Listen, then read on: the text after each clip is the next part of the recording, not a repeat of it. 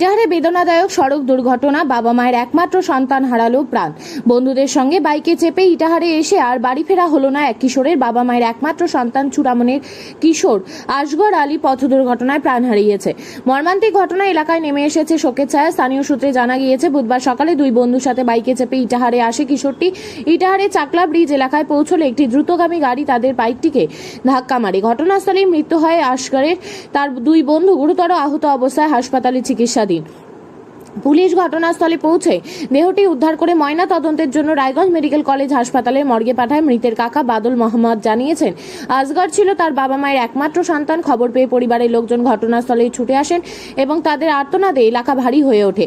মৃতের বাড়ি ইটাহার থানা চূড়ামন এলাকার চন্দনপুরে। স্থানীয় প্রশাসন ঘটনার তদন্ত শুরু করেছে এবং আহত বন্ধুদের চিকিৎসার ব্যবস্থা করা হয়েছে। আপনার নাম? বাদল মোহাম্মদ।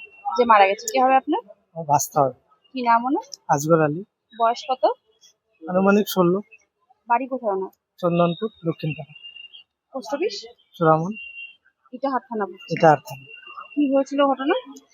ওরা বাড়ি থেকে তিনজনে বাইকে ইটারে আসছিল, পিছন থেকে একটা গাড়ি ধাক্কা মেরে একজন স্পট ডেড, ওখানে চাকলা ব্রিজে, দুইজন হাসপাতালে ভর্তি।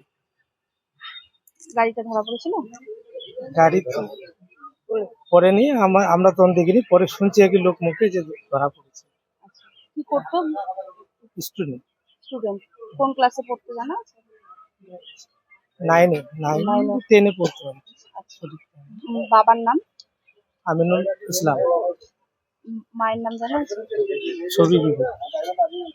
একটাই ছেলে? একটাই ছেলে, কোনো ভাই বোন নাই। কখন হয়েছে ঘটনাটা? আনুমানিক 10টা-11টার মধ্যে সকালে? সকালে। স্পটেই মারা গেছে? স্পটেই মারা গেছে।